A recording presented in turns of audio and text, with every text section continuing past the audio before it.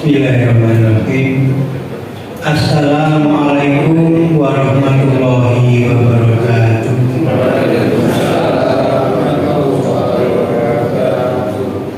Alhamdulillahirabbil alamin. Wassalatu wassalamu ala asrofil anbiya'i wal mursalin wa ala alihi wa sahbihi ajmain. Asyhadu an la ilaha illallah wahdahu la syarika lah wa asyhadu anna Muhammadan abduhu wa rasuluh. Allahumma sholli ala Muhammad wa ala ali Muhammad kama sholaita ala Ibrahim wa ala ali Ibrahim innaka Hamidum Majid.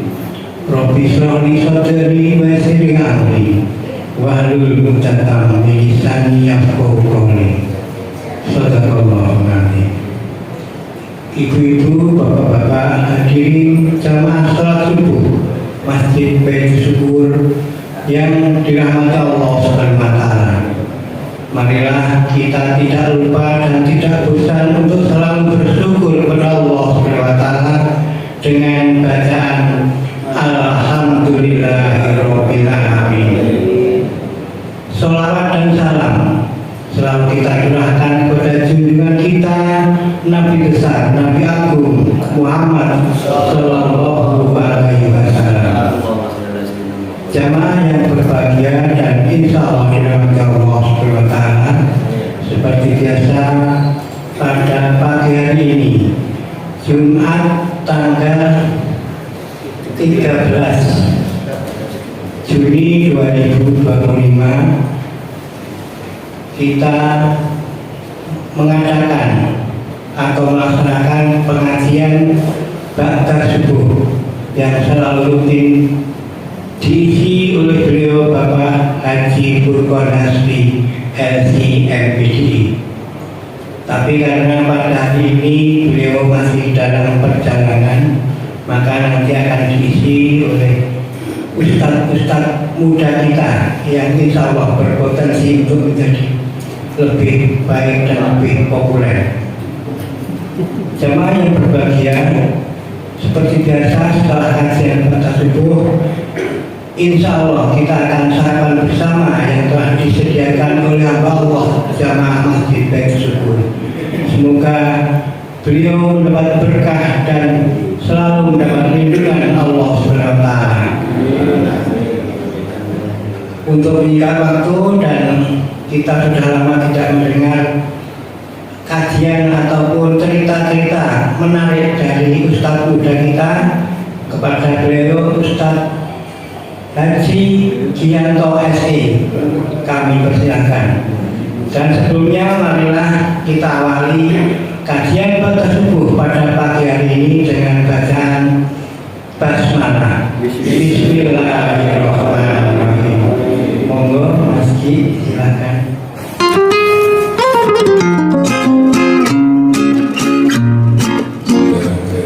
Assalamualaikum warahmatullahi wabarakatuh. Waalaikumsalam warahmatullahi wabarakatuh. Alhamdulillah, alhamdulillahilladzi arsala rasulahu bil huda wa dinil haqq liyudhhirahu 'ala dini kulli wa kafa billahi shahida. Asyhadu an la ilaha illallah wa asyhadu anna Muhammadan abduhu wa rasuluh. Allahumma shalli ala Muhammadin wa ala ali Muhammad. Alhamdulillah, Bapak Ibu yang dirahmati Allah, bersyukur pada Allah pada pagi hari ini Allah karuniakan kita nikmat iman, nikmat sehat, sehingga bisa beribadah sholat subuh di masjid kita yang kita cintai ini. Salam dan salawat kita aturkan kepada kedua hasanah kita Rasulullah SAW. Kemudian kita istiqomah menjalani risalah Islam ini sampai akhir hayat kita. Izin bapak-bapak yang para sesepuh, para tokoh ini mengisi waktu biar lebih produktif mawon ya.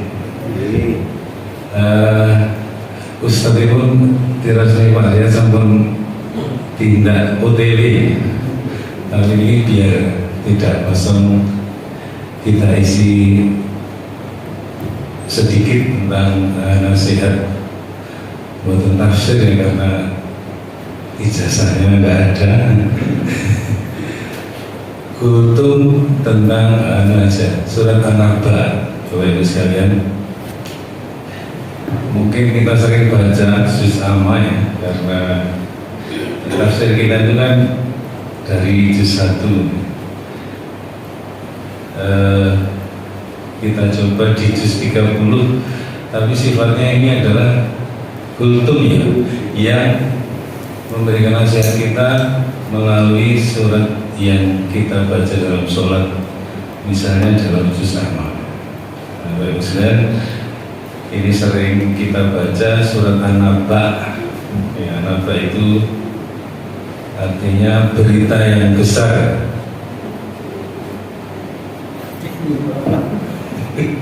Apa ini serawal ini? Oh, derek bukan. Baik, kita lanjutkan. Surah An-Naba itu berita yang sangat besar. Jadi kalau ada istilah nabi itu artinya pembawa berita yang besar. Terus di medsos itu ada seorang tokoh yang disebutkan nabi, ngeri Pak. Berita besarnya, tapi kan risalah yang menuntut kehidupan kita. Jadi nabi-nabi yang diutus oleh Allah ke dunia ini adalah membawakan berita yang sangat besar. Ada surat An-Naba. Jadi berita-berita biasa biasanya disebut al-khobar, kabar. Kabar ya berita biasa ya. Izin bercanda sebentar ya, kalau kabar itu misalnya Pak Eli membangun rumah baru ya, itu berita al-khobar. Kalau anak Pak Roken membangun rumah tangga baru. Tujuannya adalah membedakan khobar sama An-Naba. Jadi beritanya kalau mau rumah biasa ya. Tapi kalau ada barunya, tetangganya, bahaya itu.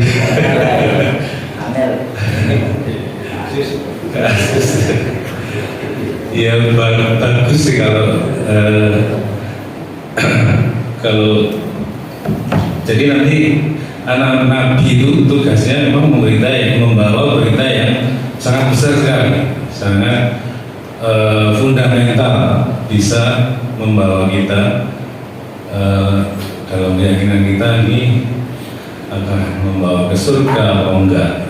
Jadi berberita-berita yang harian, yang reguler biasa disebut al-khobar. Jadi An-Naba ini, surat An-Naba ini memberikan kita bahwa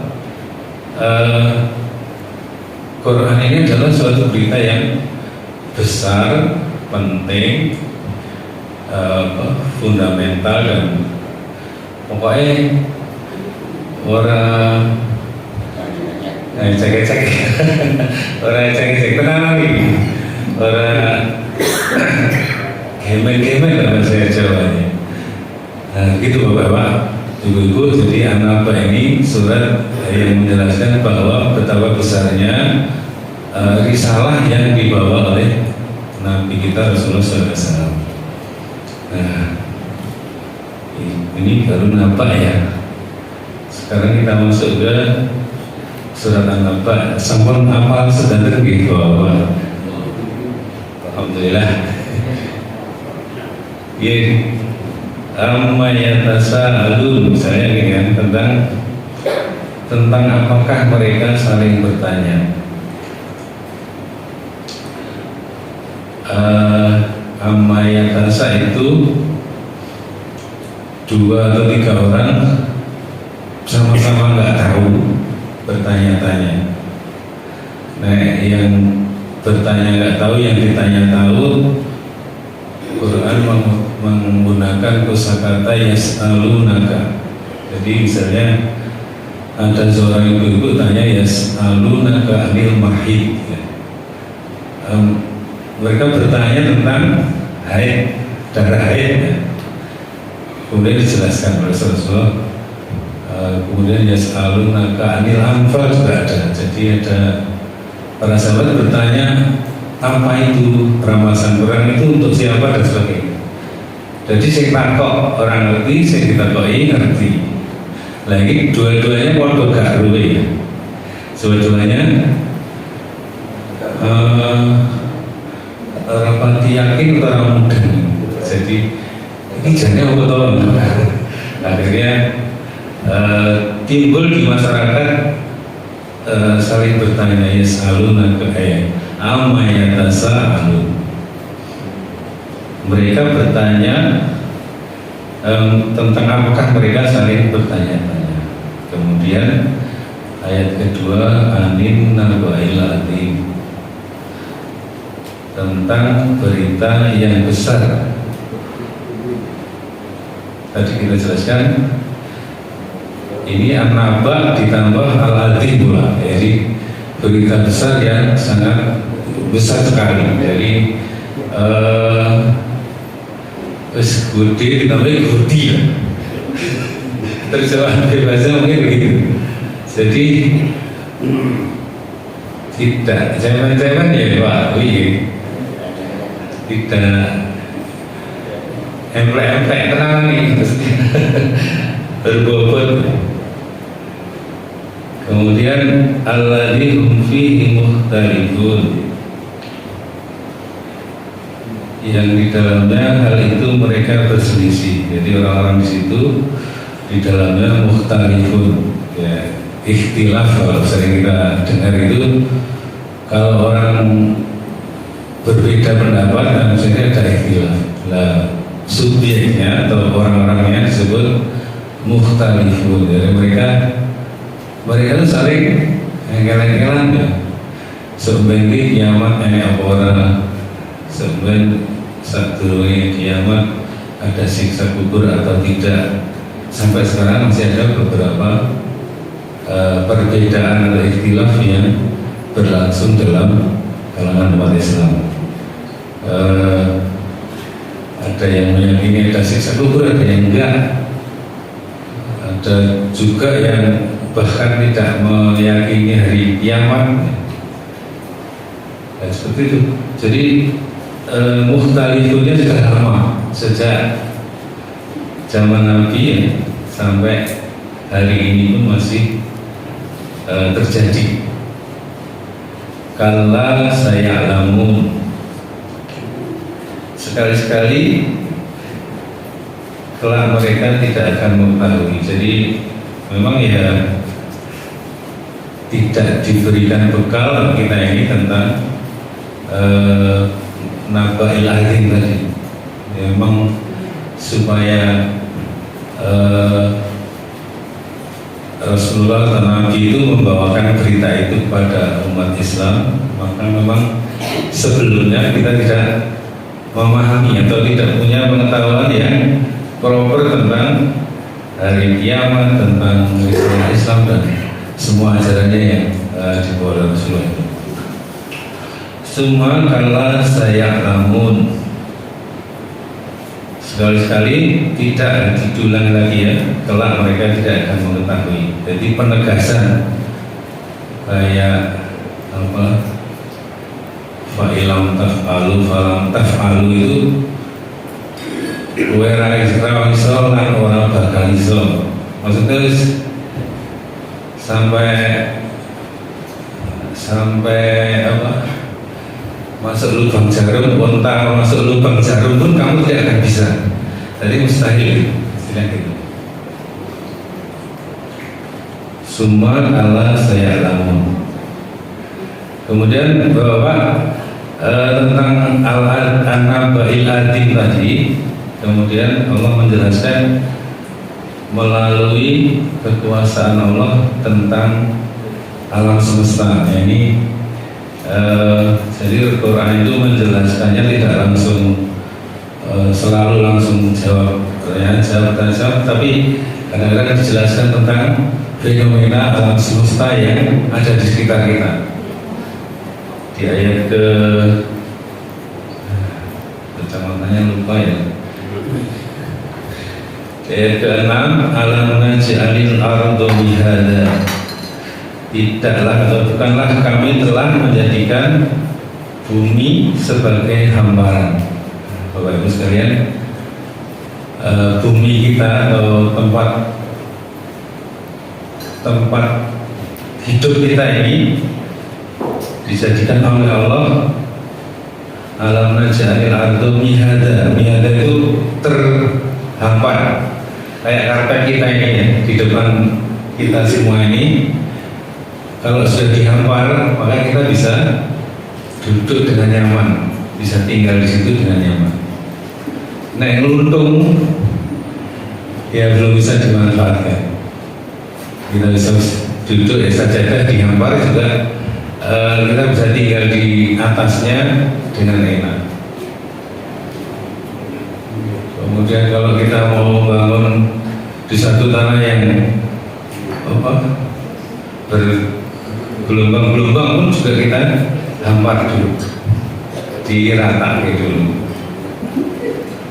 Kita mau naruh sapi sana juga nyuruh tukang dulu supaya gone kepenak. Nyuruh Mas Asep ya begitu. Jadi alam naj'alil arda mihada. Jadi kita nanti mau sarapan, harganya juga mihada itu digelar. Jadi alhamdulillah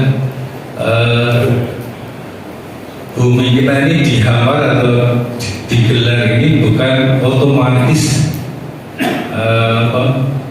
ya kalau kokolnya yang menukir bukan seperti itu, tapi Allah lah yang naj'alil arda mihada, menjadikan bumi ini terhampar atau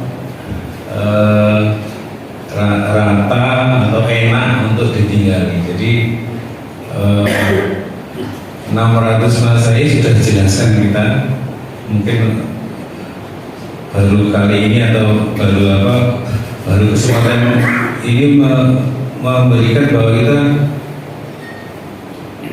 bumi ini sebenarnya disediakan itu oleh Allah SWT.